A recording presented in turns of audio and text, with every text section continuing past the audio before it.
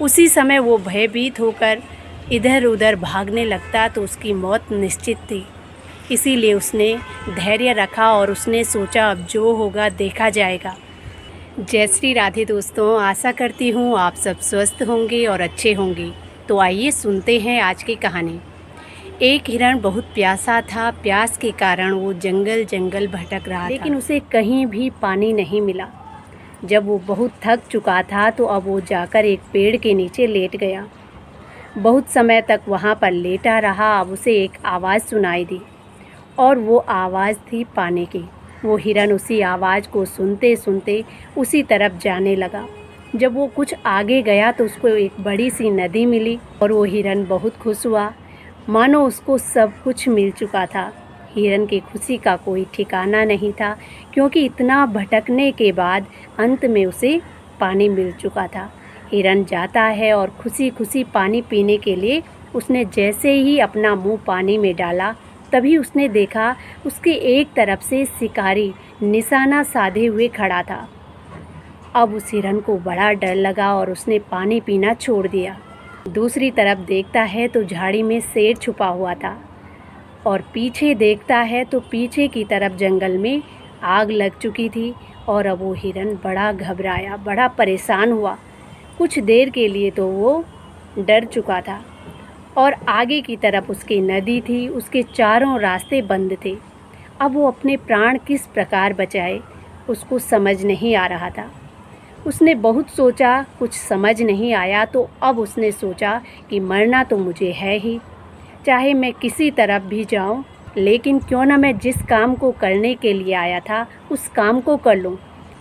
कितनी मेहनत के बाद मुझे अब जाके पानी मिला है, तो क्यों ना मैं पानी पीकर ही मरूं। जब मरना है तो पानी पीकर मरूंगा। तो वो अब पानी पीने के लिए अपना मुंह पानी में डालता है। जैसे ही वो पानी पीने लगा, तभी अचानक से बड़ा भयंकर तूफान आया। काले काले बादल और उनके साथ बारिश आ गई।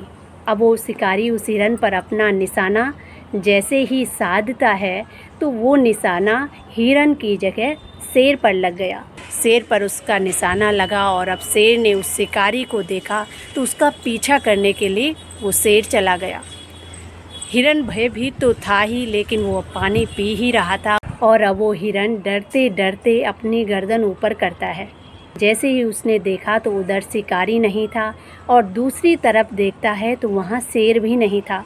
उसको बड़ा आश्चर्य हुआ और पीछे की तरफ आग भी बुझ चुकी थी, क्योंकि बारिश हुई थी। अब वो बड़ा खुश हुआ और वहाँ से लौट आया।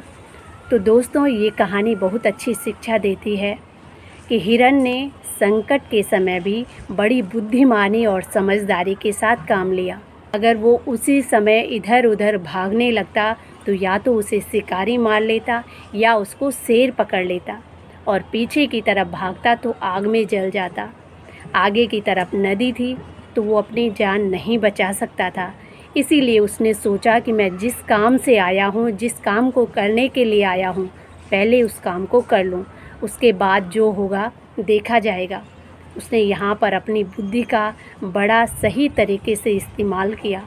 इसी प्रकार मनुष्य के जीवन में भी अनेक प्रकार की समस्याएं आती हैं।